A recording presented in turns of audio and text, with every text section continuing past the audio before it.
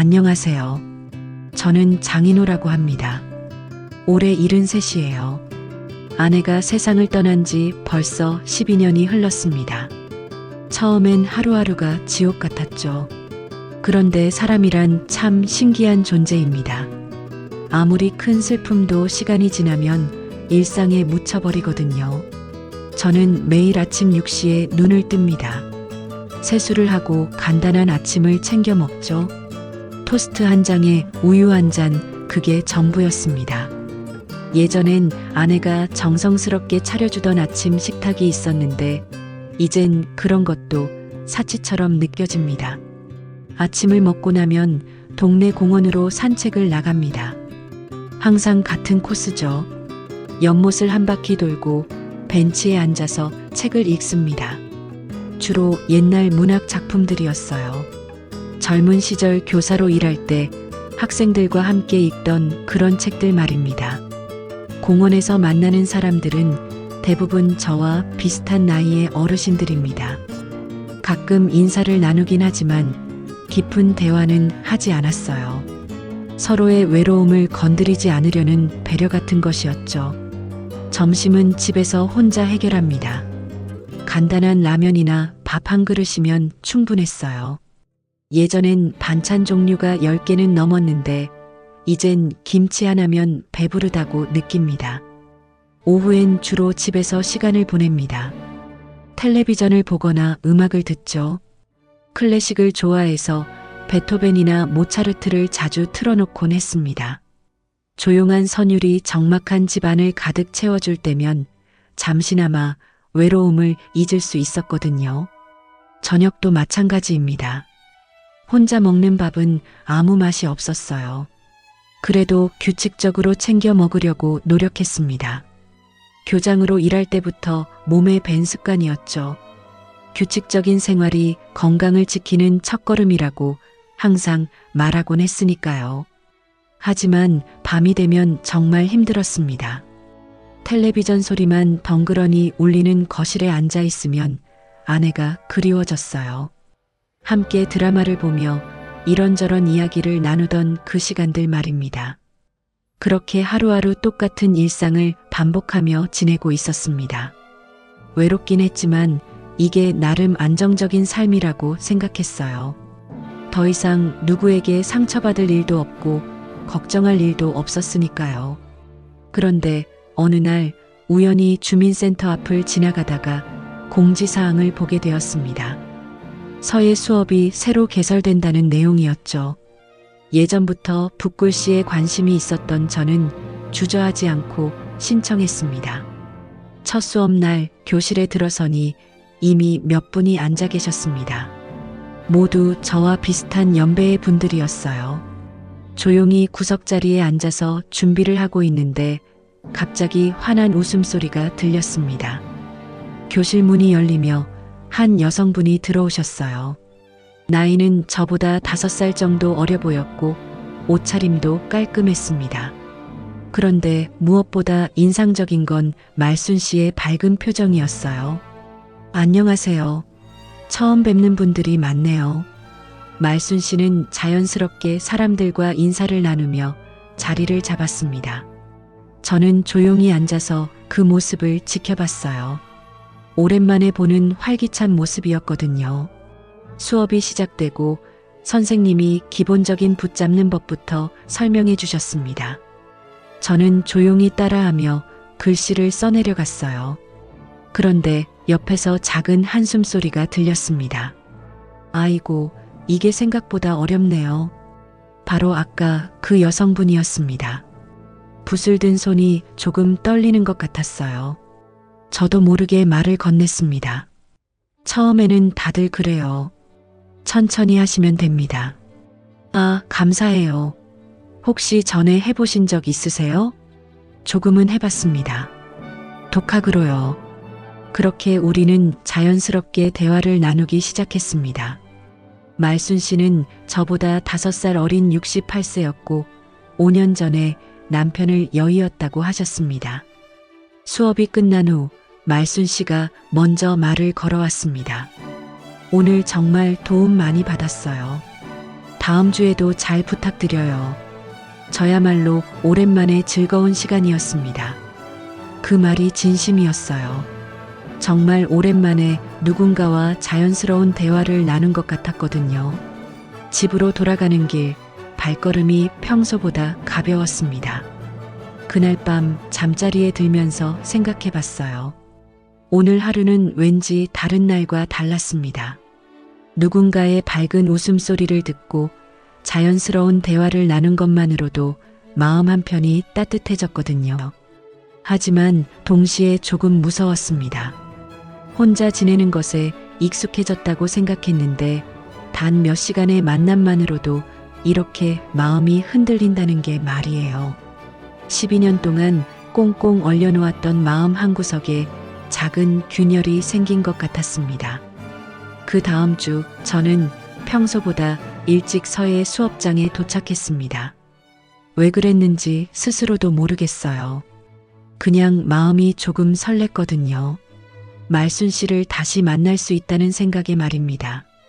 교실 문이 열리며 말순 씨가 들어왔습니다. 지난주와 똑같은 환한 미소를 지으며 말이죠. 어머, 인호 씨, 벌써 오셨네요. 일찍 와서 연습 좀 하려고요. 정말 열심히 하시는구나. 저도 좀 가르쳐 주세요. 그날부터 우리는 수업 전후로 자주 이야기를 나누게 되었습니다. 처음엔 서예에 관한 이야기였지만 점점 일상적인 대화로 넘어갔어요. 말순 씨는 정말 밝고 활발한 분이었습니다.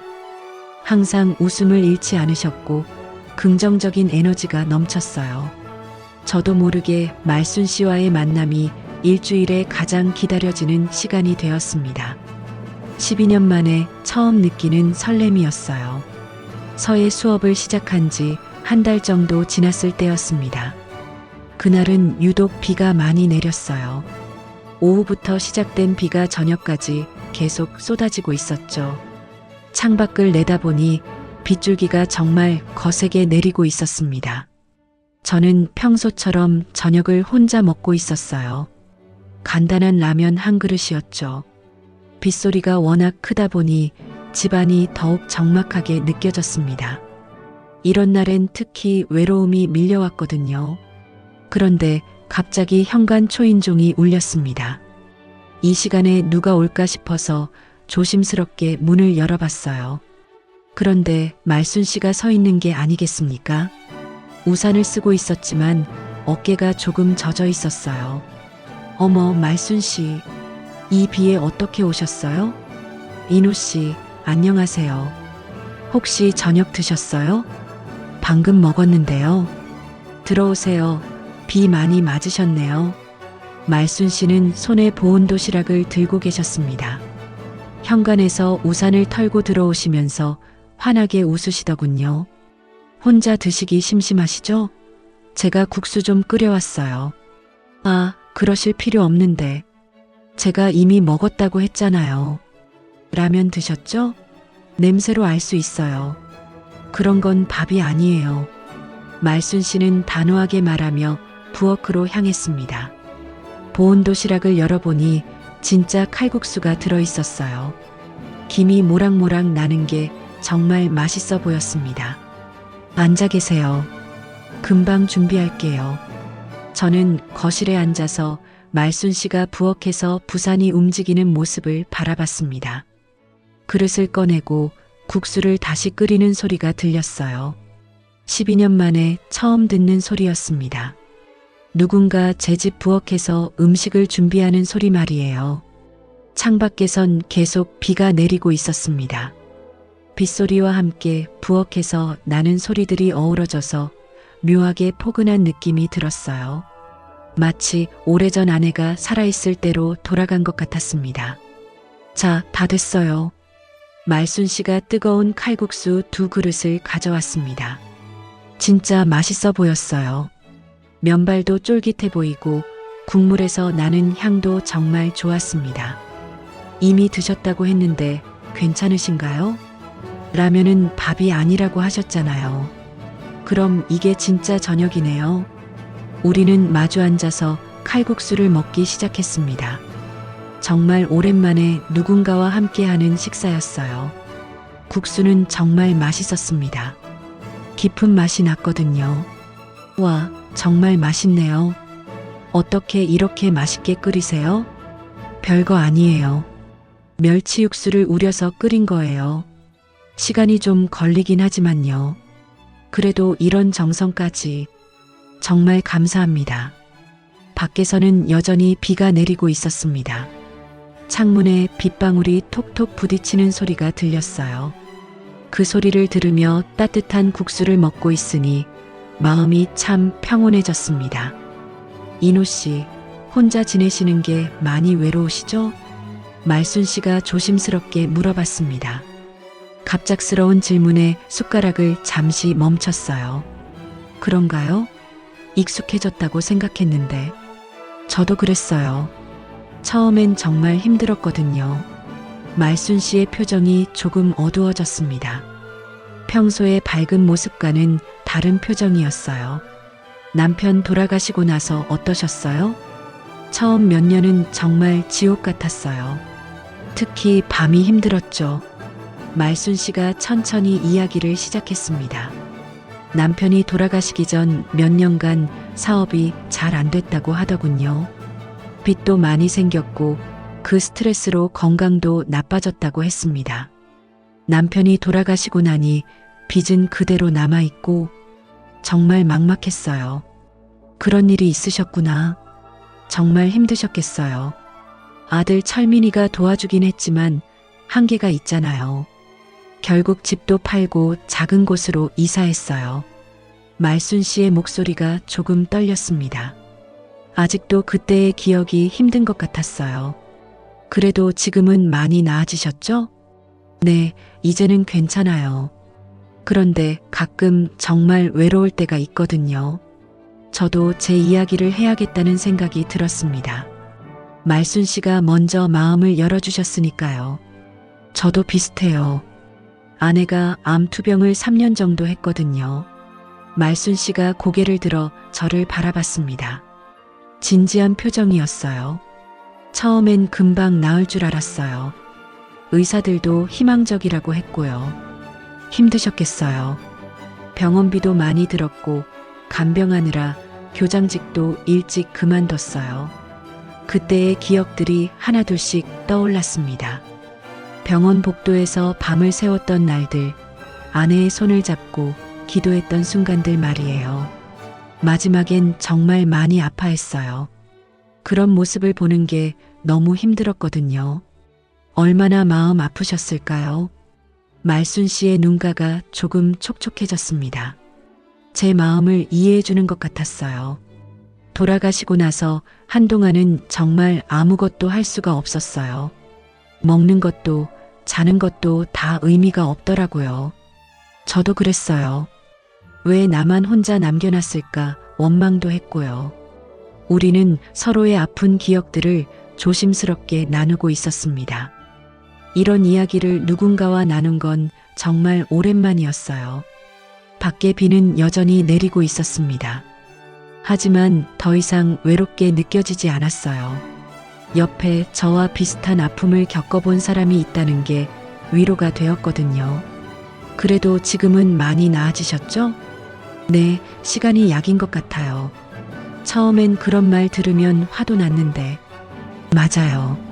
시간이 지나니까 조금씩 받아들이게 되더라고요.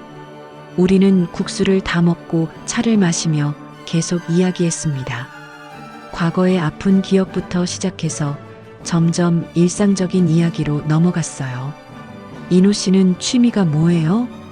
책 읽는 거랑 음악 듣는 걸 좋아해요. 말순 씨는요? 저는 요리하는 걸 좋아해요. 누군가 맛있게 먹는 모습 보는 게 제일 행복해요. 그러고 보니 말순 씨가 이렇게 국수를 끓여서 와준 것도 그런 마음에서였나 싶었습니다. 비가 조금씩 약해지고 있었어요. 창밖을 보니 빗줄기가 처음보다 가늘어졌습니다. 비가 그치면 가셔야겠네요. 아, 시간이 벌써 이렇게 됐네요. 너무 오래 있었나요? 아니에요. 오랜만에 즐거운 시간이었어요. 정말 그랬습니다. 12년 만에 이렇게 마음 편하게 누군가와 이야기한 건 처음이었거든요. 말순 씨가 일어나서 설거지를 하려고 하시더군요. 아니에요. 제가 할게요. 손님이 어떻게 설거지를 해요? 손님이 아니잖아요. 그냥 친구죠. 친구라는 말이 입에서 나오고 나니 조금 어색했습니다. 하지만 나쁘지 않았어요. 말순 씨가 웃으며 대답했습니다. 그럼 친구니까 같이 해요. 우리는 함께 설거지를 했습니다. 말순 씨가 닦고 제가 헹구는 식으로 말이에요. 그런 작은 일상도 12년 만에 처음이었습니다. 비가 거의 그쳤을 때 말순 씨가 집에 가셨어요. 현관까지 배웅하면서 말했습니다. 오늘 정말 고마웠어요. 덕분에 맛있는 저녁도 먹고 좋은 이야기도 나눴어요. 저야말로 고마워요. 오랜만에 행복한 저녁이었어요. 말순 씨가 떠나고 나서 집안을 둘러봤습니다. 아직도 은은한 국수 냄새가 남아 있었어요. 그리고 무엇보다 집안이 더 이상 적막하게 느껴지지 않았습니다. 그날 밤 잠자리에 들면서 생각했어요. 오늘은 정말 특별한 하루였다고 말입니다. 누군가 제 아픔을 이해해주고 함께 나누어 준다는 것이 이렇게 큰 위로가 될 줄 몰랐거든요. 12년 동안 혼자였던 제게 말순 씨는 정말 소중한 사람이 되어가고 있었습니다. 말순 씨와 결혼한 지 2달이 지났습니다. 처음엔 정말 행복했어요. 아침에 눈을 떴을 때 옆에 누군가 있다는 것만으로도 마음이 든든했거든요. 12년 동안 텅 빈 집에서 혼자 지내다가 갑자기 생겨난 따뜻함이었죠. 결혼식은 간소하게 치렀습니다. 가족들과 몇몇 지인들만 초대해서 조용히 했어요. 말순 씨는 그날 정말 아름다웠습니다. 68세라는 나이가 믿어지지 않을 정도로 환하게 웃고 계셨거든요. 신혼여행도 짧게 다녀왔어요. 부산으로 1박 2일 여행이었죠. 해운대에서 손을 잡고 걸었던 기억이 아직도 생생합니다. 말순 씨가 여보, 우리 이제 외롭지 않겠네요 라고 말했을 때 정말 그런 것 같았어요. 하지만 일상이 시작되면서 조금씩 다른 점들이 보이기 시작했습니다. 처음엔 별것 아닌 것 같았어요. 사람마다 생활 패턴이 다른 건 당연한 일이니까요. 말순 씨는 새벽 5시 30분에 일어났습니다. 저는 평소에 7시에 일어나는 편이었는데 말순 씨가 부엌에서 움직이는 소리에 잠이 깼어요. 설거지하는 소리, 냉장고 여닫는 소리, 가스레인지 켜는 소리. 모든 소리가 새벽 조용함 속에서 크게 들렸습니다. 여보, 아침 드세요. 6시가 되면 어김없이 들리는 말순 씨의 목소리였어요. 저는 아직 잠이 덜 깬 상태로 식탁에 앉았습니다. 밥, 국, 반찬 5가지가 정성스럽게 차려져 있었어요. 이렇게 일찍 준비하실 필요 없는데요. 아침은 든든히 먹어야 해요. 하루 종일 힘이 나거든요. 말순 씨는 단호했습니다. 좋은 뜻에서 하는 일이라는 걸 알았지만 저는 원래 아침을 간단히 먹는 편이었어요. 토스트 한 장이나 시리얼 정도면 충분했거든요. 며칠 지나니 몸이 피곤해지기 시작했습니다. 평소보다 1시간 일찍 일어나는 게 생각보다 힘들었어요. 그래도 말순 씨가 정성껏 준비해 주시는데 뭐라고 말할 수 없었죠. 저녁 시간에도 차이가 있었습니다. 저는 보통 8시쯤 간단히 저녁을 먹고 9시부터 좋아하는 프로그램을 봤어요. 주로 다큐멘터리나 클래식 음악 프로그램이었죠. 하지만 말순 씨는 드라마를 좋아하셨습니다. 특히 저녁 8시에 하는 일일 드라마를 빠뜨리지 않고 보셨어요. 여보, 오늘 드라마 봐도 될까요? 처음엔 정중하게 물어보셨습니다. 저야 당연히 좋다고 했죠. 신혼인데 그 정도야 양보할 수 있었어요. 하지만 매일 반복되니까 조금씩 아쉬움이 생겼습니다. 제가 좋아하는 프로그램을 볼 시간이 없어졌거든요. 그러던 어느 날 저녁이었습니다. 마침 그날은 야구 결승전이 있는 날이었어요. 저는 젊은 시절부터 야구를 정말 좋아했거든요. 특히 한국 시리즈 같은 중요한 경기는 꼭 봤어요. 여보, 오늘 야구 결승전이 있어요. 꼭 봐야 하는 경기거든요. 아이고, 무슨 야구예요? 오늘 드라마 마지막 회라고요. 말순 씨의 목소리가 평소보다 높아졌습니다. 제가 드라마보다 야구를 우선한다는 것이 못마땅한 것 같았어요. 그럼 드라마는 다시 보기로 봐도 되잖아요. 다시 보기가 어디 똑같아요. 실시간으로 봐야 맛이 있는 거죠. 리모컨을 두고 실랑이가 벌어졌습니다. 어색한 상황이었어요. 결혼한 지 2달밖에 안 됐는데 벌써 이런 다툼을 하고 있다니 말이에요. 그럼 제가 안방에서 작은 텔레비전으로 볼게요. 결국 제가 먼저 양보했습니다. 안방의 작은 텔레비전으로 야구를 봤어요. 화질도 좋지 않고 소리도 작았지만 어쩔 수 없었죠. 하지만 마음은 편하지 않았습니다. 제 집인데도 눈치를 봐야 한다는 생각이 들었거든요. 12년 동안 혼자 살면서 제가 원하는 대로 살았는데 갑자기 모든 걸 맞춰야 한다는 게 쉽지 않았어요. 그 다음 날부터 비슷한 일들이 계속 생겼습니다. 에어컨 온도를 두고도 의견이 갈렸어요.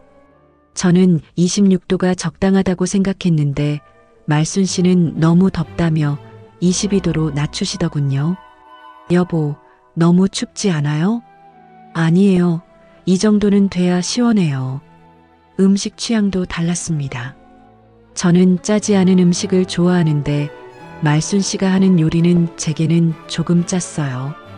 하지만 매번 간을 맞춰달라고 말하기도 어려웠죠. 주말 아침에도 문제가 있었습니다. 저는 주말만큼은 늦잠을 자고 싶었어요. 평일에 일찍 일어나느라 피곤했거든요.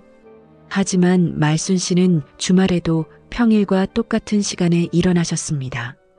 주말인데 좀 쉬셔도 되는데요. 몸의 밴 습관을 바꾸기가 쉽지 않아요.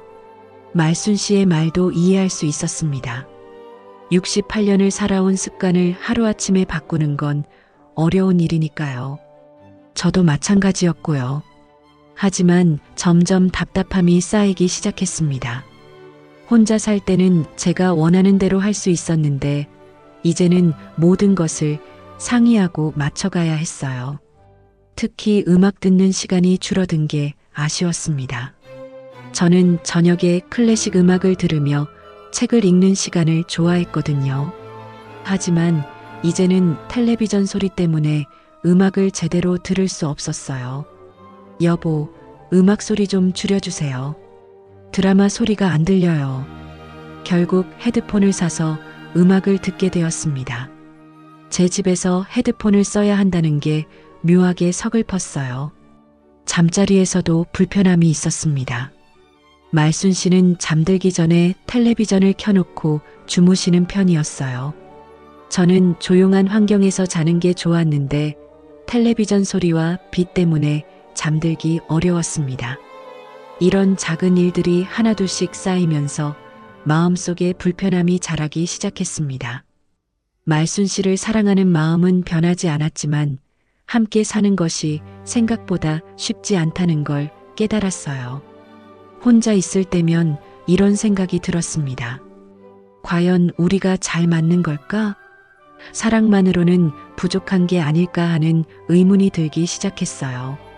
하지만 말순 씨에게 직접 이야기하기는 어려웠습니다. 결혼한 지 얼마 되지도 않았는데 벌써 불만을 이야기한다는 게 미안했거든요. 그래서 혼자 참고 넘어가는 일들이 많아졌습니다. 그렇게 작은 갈등들이 쌓여가고 있었어요. 결혼한 지 석 달째 되던 어느 토요일 오후였습니다. 말순 씨와 저는 거실에서 텔레비전을 보고 있었어요. 평온한 주말 오후였죠. 그런데 갑자기 현관 초인종이 울렸습니다. 누구지? 약속한 사람 없는데. 말순 씨가 문을 열어보더니 갑자기 목소리가 밝아졌습니다. 어머, 철민아. 왜 연락도 안 하고 와? 엄마, 안녕하세요. 그냥 근처에 일이 있어서요. 현관에서 들리는 목소리로 말순 씨의 아들 철민이가 온 걸 알 수 있었어요. 저는 거실에서 일어나 인사를 준비했습니다. 철민이는 45세 정도로 보였습니다. 키는 보통이고 약간 살이 찐 편이었어요. 옷차림은 깔끔했지만 어딘지 피곤해 보이는 얼굴이었습니다. 아, 아버님, 안녕하세요. 그래, 철민아. 어서 와. 저는 최대한 친근하게 인사했습니다. 하지만 철민이의 대답은 어딘지 어색했어요. 형식적인 느낌이 강했죠. 엄마, 차 한 잔만 주세요. 목이 말라서요. 철민이는 자연스럽게 소파에 앉았습니다. 저보다 먼저 앉는 모습이 조금 의외였어요. 하지만 아들이니까 당연한 일이라고 생각했습니다. 말순 씨는 바로 부엌으로 들어가더군요. 철민아, 점심은 먹었어? 엄마가 뭐 해줄까? 아니에요. 차만 주세요. 하지만 말순 씨는 이미 냉장고를 열어보고 계셨습니다. 뭔가 해줄 것을 찾고 있는 것 같았어요. 그냥 라면이라도 끓여줄게. 밖에서 사 먹은 거보다 집밥이 낫잖아. 엄마, 정말 괜찮다니까요. 하지만 말순 씨는 이미 라면 봉지를 꺼내고 있었습니다. 아들이 온 게 정말 기뻐 보였어요. 저는 거실에서 철민이와 둘이 앉아있게 되었습니다. 어색한 침묵이 흘렀어요. 요즘 일은 어때? 그냥 그래요. 바쁘긴 한데. 철민이의 대답은 시큰둥했습니다. 더 이상 대화를 이어가고 싶어 하지 않는 것 같았어요. 부엌에서는 말순 씨가 부산이 움직이는 소리가 들렸습니다. 라면 끓이는 소리, 계란 푸는 소리, 그릇 꺼내는 소리. 평소보다 훨씬 정성스럽게 준비하고 계시는 것 같았어요. 엄마, 사실은 철민이가 갑자기 말을 꺼냈습니다. 목소리가 조금 작아졌어요. 뭐야, 철민아? 부엌에서 말순 씨가 대답했습니다. 이번 달 카드값이 좀 모자라서요. 잠깐만 도와주실 수 있을까요? 그 순간 부엌이 조용해졌습니다. 라면 끓이는 소리만 보글보글 들렸어요. 얼마나 필요해? 많지 않아요. 50만 원 정도만. 저는 깜짝 놀랐습니다.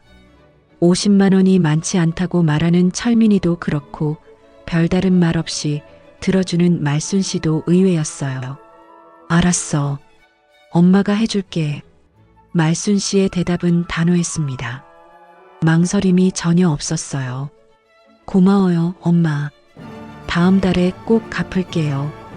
아들이 힘들면 엄마가 도와주는 게 당연하지. 그 대화를 들으며 저는 복잡한 기분이 들었습니다. 물론 어머니가 아들을 도와주는 건 자연스러운 일이죠. 하지만 결혼한 지 얼마 안 된 상황에서 그것도 제 앞에서 이런 이야기를 하는 게 조금 어색했어요.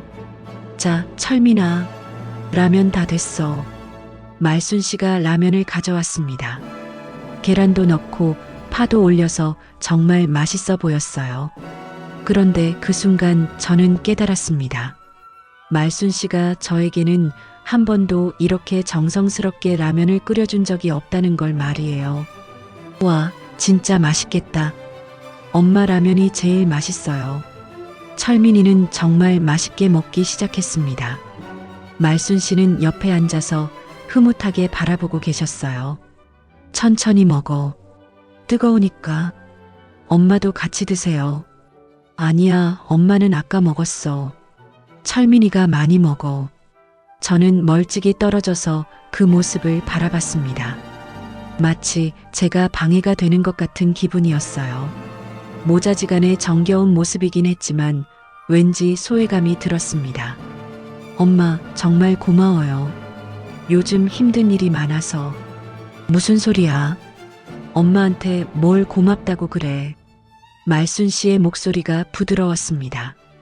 아들을 향한 사랑이 그대로 느껴졌어요. 철민이는 라면을 다 먹고 나서 거실로 돌아왔습니다. 저와 다시 둘이 앉게 되었죠. 아버님도 힘드시죠? 엄마랑 살기 시작하시면서. 갑작스러운 말에 당황했습니다. 뭐가? 엄마가 좀 까다로우실 텐데요. 철민이의 말투에는 미묘한 뉘앙스가 있었어요. 마치 저를 동정하는 듯한 느낌이었습니다. 아니야, 말순 씨는 좋은 분이야. 그렇긴 하죠. 하지만 엄마는 자기 방식이 확실하거든요. 그 말이 맞았습니다. 하지만 철민이 입에서 나오니까 기분이 묘했어요. 말순 씨가 부엌에서 나와서 지갑을 꺼냈습니다. 철민아, 이거 가져가. 엄마, 정말 고마워요. 철민이는 돈을 받으며 진심으로 고마워하는 것 같았어요. 다음에 또 힘들면 언제든지 와. 알았지? 네, 엄마. 철민이가 떠나고 나서 집안이 조용해졌습니다. 말순 씨는 설거지를 하러 부엌으로 들어가셨고 저는 거실에 혼자 앉아 있었어요. 그때 문득 생각이 들었습니다. 나는 이 집에서 과연 어떤 존재일까? 철민이에게는 당연히 도움을 주는 말순 씨를 보면서 저와는 다른 온도차를 느꼈거든요. 물론 친아들과 새남편이 다른 건 당연한 일이죠.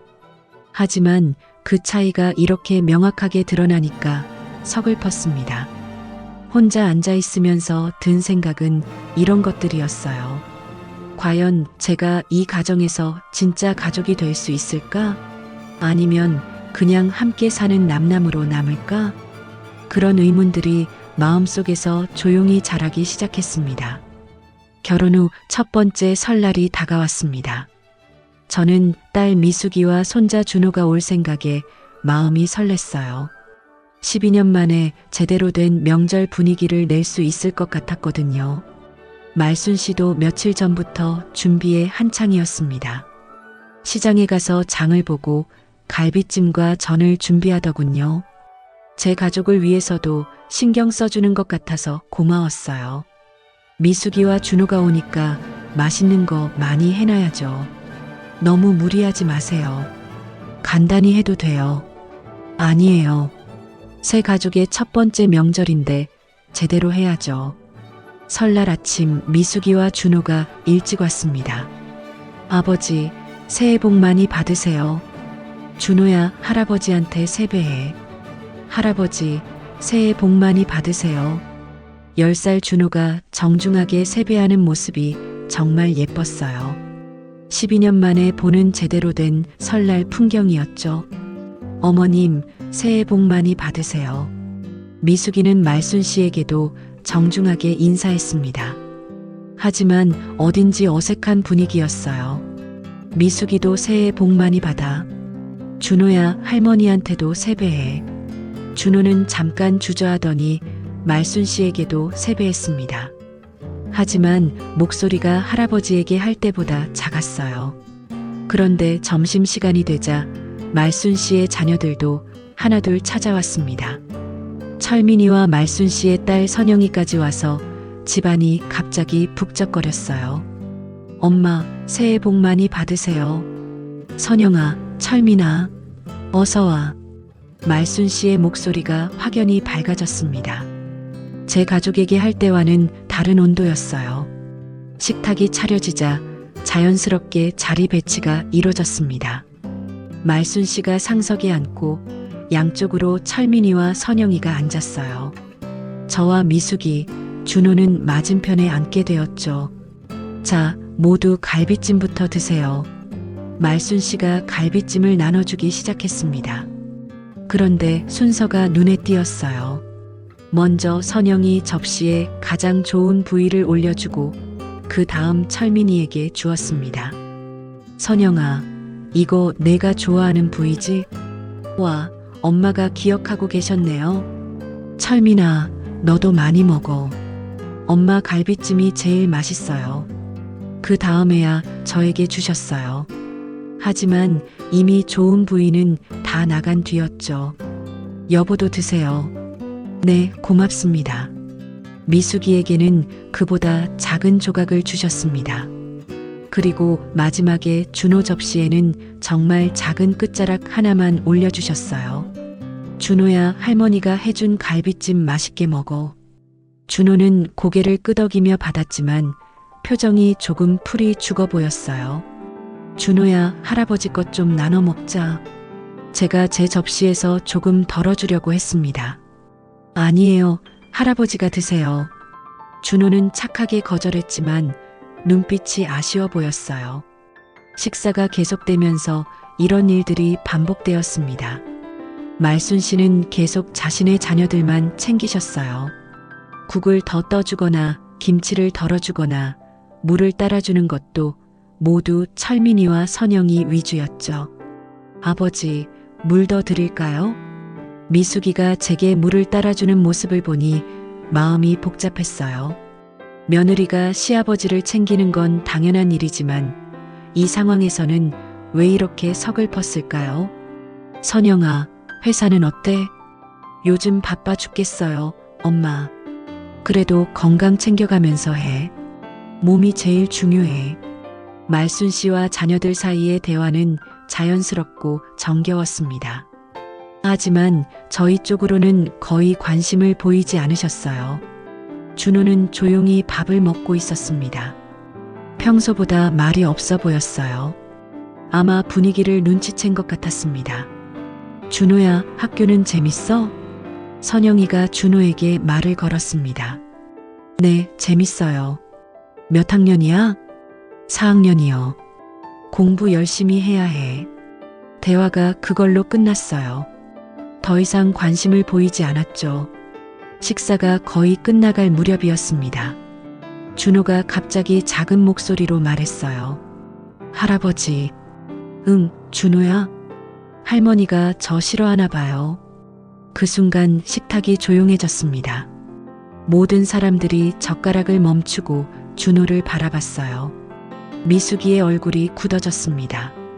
말순 씨는 당황한 표정을 지었고 철민이와 선영이는 어색하게 서로를 바라봤어요.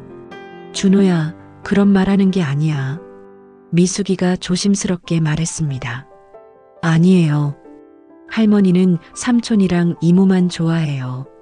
준호의 순수한 말이 상황을 더욱 어색하게 만들었습니다. 아이는 거짓말을 할 줄 모르니까 느낀 그대로를 말한 거였어요. 준호야, 그런 게 아니야. 할머니가. 말순 씨가 변명하려고 했지만 말이 잘 나오지 않았습니다. 저는 준호를 봤을 때 마음이 아팠어요. 10살짜리 아이가 이런 걸 느끼고 있었다니 말이에요. 준호야, 할아버지랑 산책하러 갈까? 네, 좋아요. 저는 준호와 함께 자리를 떴습니다. 더 이상 그 자리에 있기가 힘들었거든요. 밖으로 나오면서 준호의 손을 잡았습니다. 작은 손이 차가웠어요. 할아버지, 제가 잘못했나요? 아니야, 준호는 잘못한 게 없어. 하지만 제 마음은 무거웠습니다. 아이의 순수한 한마디가 우리 가족의 현실을 적나라하게 드러냈거든요. 설날 이후로 집안 분위기가 더욱 어색해졌습니다. 말순 씨와 저 사이에는 보이지 않는 벽이 생긴 것 같았어요. 그런 상황에서 제게 단비 같은 소식이 하나 왔습니다. 인호야, 오랜만에 동료들 모임 어때? 교직 시절 동료였던 박 선생님에게서 온 전화였어요. 퇴직 후 처음으로 받는 모임 제안이었죠. 정말 오랜만이네요. 언제 모이시는 거예요? 이번 주 토요일 저녁에 시내 한정식집에서 만나기로 했어. 저는 주저없이 참석하겠다고 했습니다. 정말 오랜만에 교직 동료들을 만날 생각에 마음이 설렜거든요. 여보, 토요일 저녁에 동료들과 모임이 있어요. 또 나가시는 거예요? 말순 씨의 대답이 시큰둥했습니다.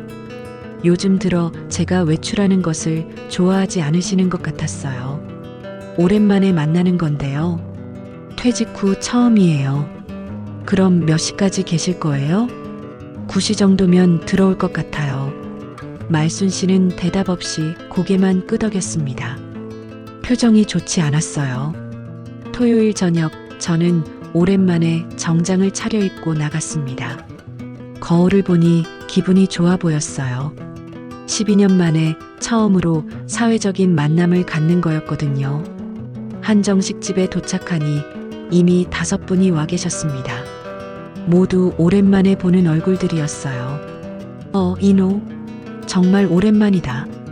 박 선생님, 건강하게 지내셨네요. 김 선생님도 오셨구나. 반가워요. 정말 오랜만에 느끼는 동료애였습니다. 교직에서 함께 고생했던 추억들이 하나둘 떠올랐어요. 인호야, 재혼했다고 들었는데 어때? 그냥 그래요. 혼자 사는 것보다는 낫죠. 부러워라. 우리는 아직도 호라비 신세인데. 사람들이 웃으며 이야기했습니다. 저도 덩달아 기분이 좋아졌어요. 자, 건배하자. 오랜만에 만난 김에. 건배. 모두들 잔을 들었습니다. 정말 오랜만에 느끼는 자유로운 기분이었어요. 집에서 느꼈던 답답함이 사라지는 것 같았습니다. 인호야, 교장 시절 기억나? 학생들 앞에서 훈화 말씀하던 모습이 어제 같은데. 아, 그때는 정말 젊었죠. 학생들 앞에 서는 게 보람이었어요. 이야기꽃이 피었습니다. 교직 시절의 추억들, 각자의 근황, 건강 이야기까지 정말 즐거운 시간이었어요. 요즘은 뭐하고 지내? 서예도 배우고 독서도 하고 그냥 소소하게 지내요. 좋겠다. 우리도 뭔가 취미를 가져야 하는데. 저는 오랜만에 활짝 웃고 있었습니다. 이런 기분이 언제 마지막이었나 싶을 정도로 즐거웠어요. 그런데 갑자기 식당 입구 쪽이 소란스러워졌습니다. 누군가 큰 소리로 말하는 것 같았어요. 여기 장인호 씨 계신가요? 그 목소리를 들은 순간 등골이 서늘해졌습니다. 말순 씨의 목소리였거든요. 저기. 동료 중 한 분이 입구를 가리켰습니다. 말순 씨가 식당 직원과 이야기하고 있었어요. 아, 저분이 부인이신가? 네. 그런데 왜? 말순 씨가 우리 테이블을 발견하고는 성큼성큼 걸어왔습니다. 표정이 좋지 않았어요. 여보, 왜 여기까지? 가족 두고 혼자 여기서 신나게 노네요? 말순 씨의 목소리가 식당 전체에 울렸습니다. 주변 테이블 사람들이 모두 저희를 바라봤어요. 여보, 목소리 좀. 9시에 들어온다더니 벌써 10시가 다 됐잖아요. 시계를 보니 정말 9시 50분이었습니다. 즐거운 시간에 빠져서 시간 가는 줄 몰랐어요. 죄송해요. 시간 가는 줄 몰랐네요. 시간 가는 줄 모를 정도로 재밌으셨나 봐요. 말순 씨의 목소리는 점점 커졌습니다. 식당 전체가 조용해진 것 같았어요. 동료들은 어색한 표정으로 저희를 바라봤습니다. 특히 박 선생님은 당황한 기색이 역력했어요. 여보, 일단 집에 가서 이야기해요. 집에서 이야기할 게 뭐가 있어요? 약속 시간도 못 지키는 사람과. 제 얼굴이 뜨거워졌습니다. 창피함과 분노가 동시에 밀려왔어요. 안녕히 계세요. 저는 동료들에게 급하게 인사하고 일어났습니다. 모두들 난처한 표정이었어요. 인호야, 조심히 가. 다음에 또 만나자. 동료들의 배웅을 받으며 식당을 나왔습니다. 하지만 마음은 무너져 내리고 있었어요. 택시 안에서 말순 씨가 말했습니다. 왜 약속 시간을 안 지켜요? 미안해요. 정말 시간 가는 줄 몰랐어요. 그럼 전화라도 했어야죠. 그러게요. 제가 잘못했어요. 하지만 속으로는 분노가 끓어올랐습니다. 50분 늦은 것 때문에 사람들 앞에서 이렇게 망신을 당해야 했나 싶었거든요. 집에 도착해서도 한동안 말이 없었습니다. 제 자존심은 산산이 부서진 것 같았어요. 12년 동안 혼자 살면서도 이런 굴욕은 당하지 않았습니다. 오랜만에 동료들과 즐거운 시간을 보내던 중에 이런 일이 벌어지다니. 그날 밤 잠자리에 들면서 생각했어요. 과연 이게 제가 원했던 결혼 생활일까?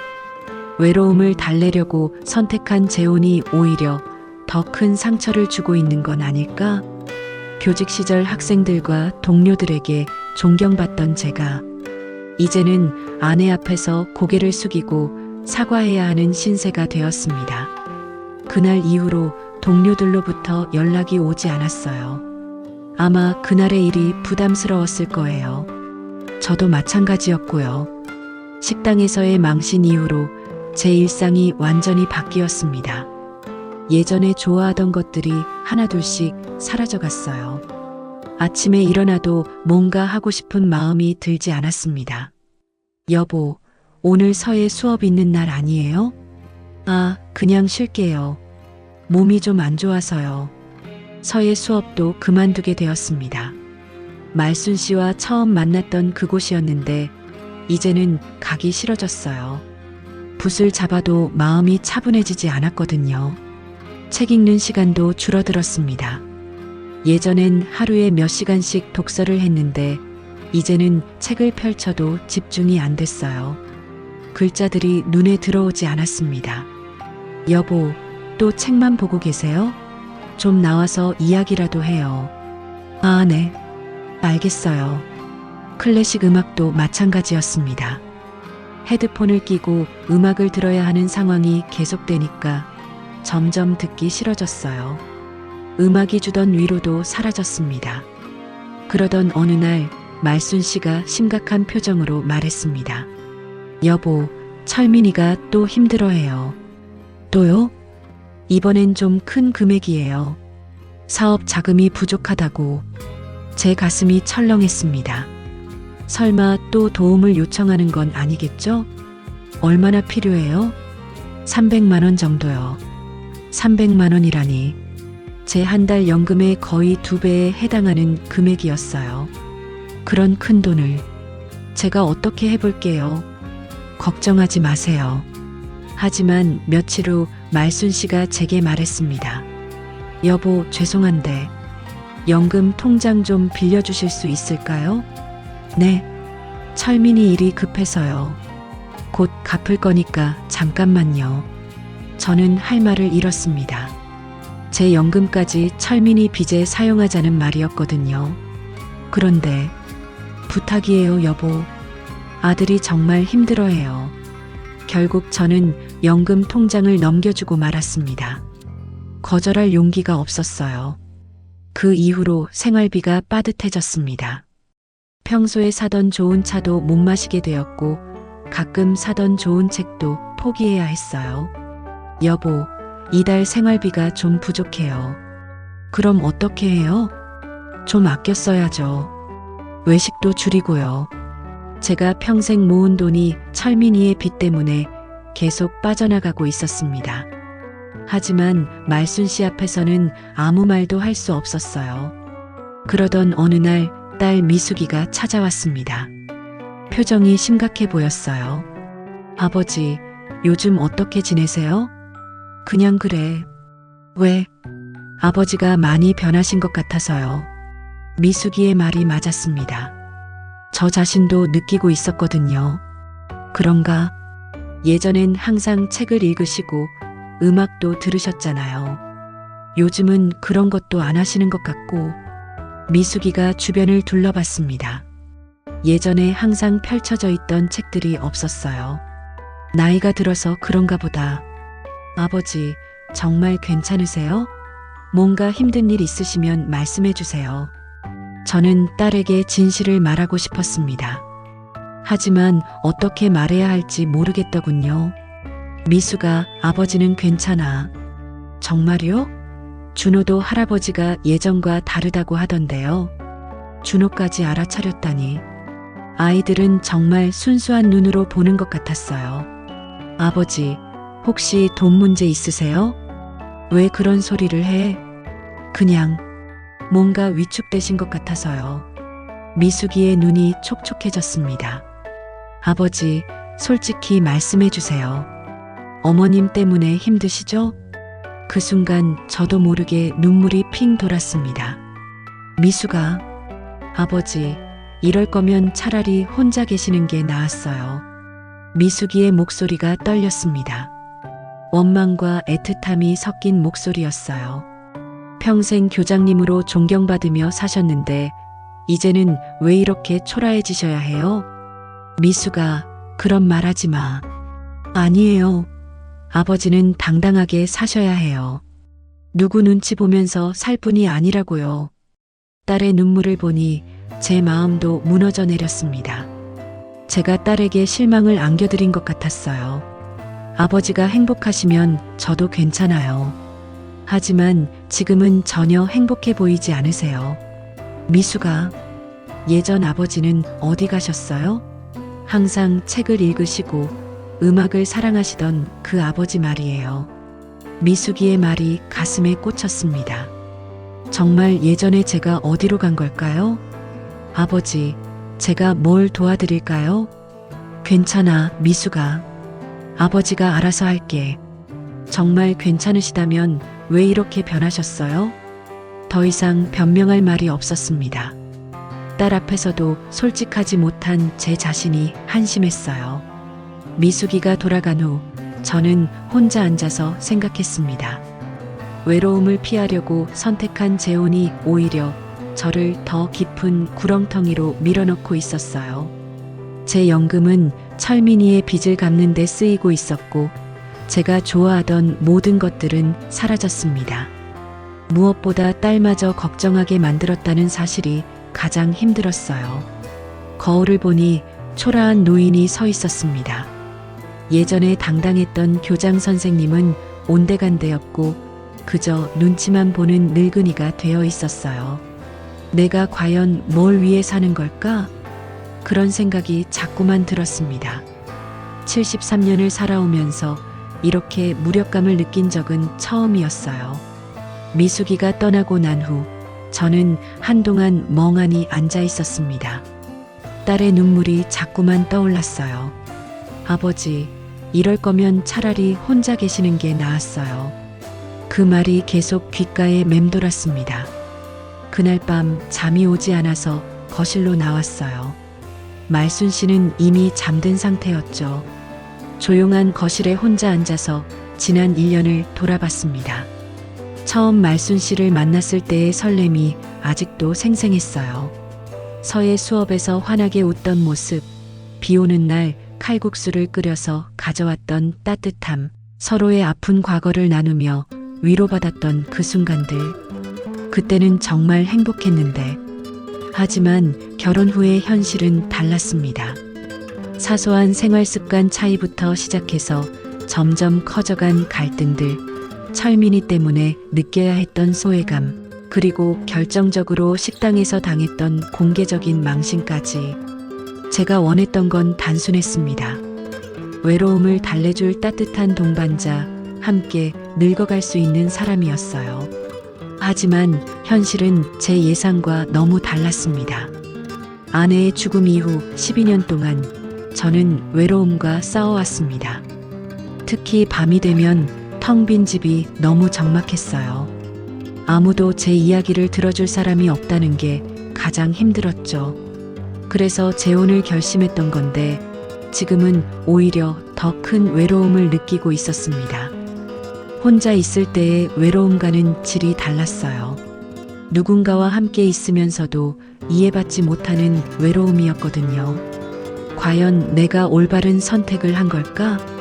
제 연금 통장을 떠올려 봤습니다. 이제 거의 바닥이 난 상태였어요. 철민이의 사업 자금으로 들어간 돈은 언제 돌려받을 수 있을지도 확실하지 않았고요. 좋아하던 책들도 더 이상 사지 못했습니다. 클래식 음악도 헤드폰으로만 들어야 했고 서예 수업도 그만뒀어요. 제가 제답게 살 수 있는 모든 것들이 사라져 버렸습니다.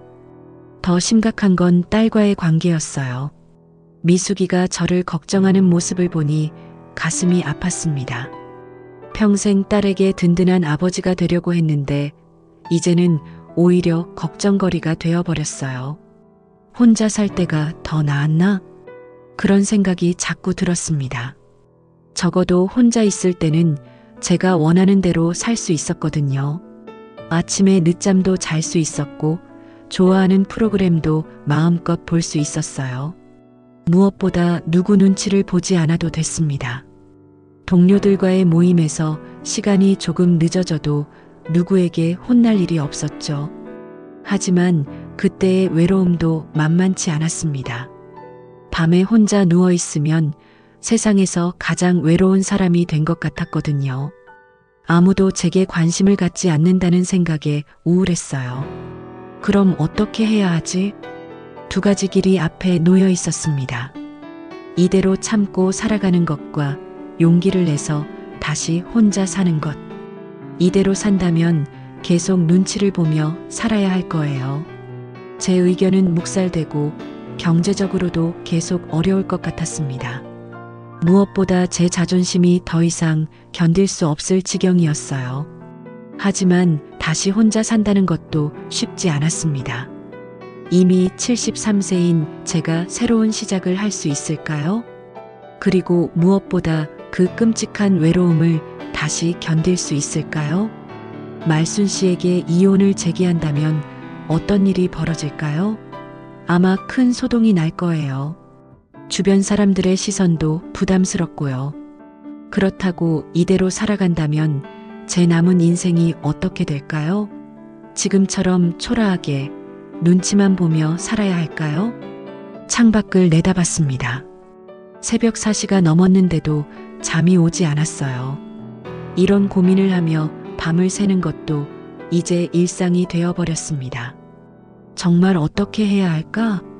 12년 동안 혼자 살아온 경험이 있으니까 다시 혼자 사는 것이 불가능하지는 않을 거예요.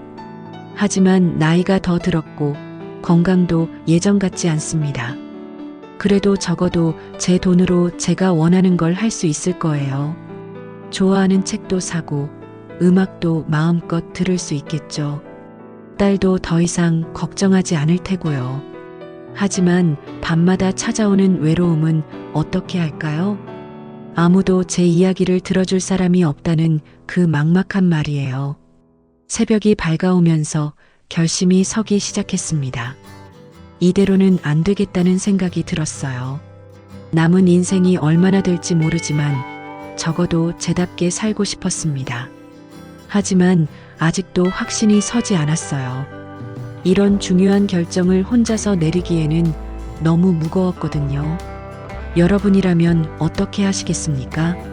외로움을 참고 혼자 사는 것과 자존심을 포기하고 함께 사는 것 중에서 무엇을 선택하시겠어요?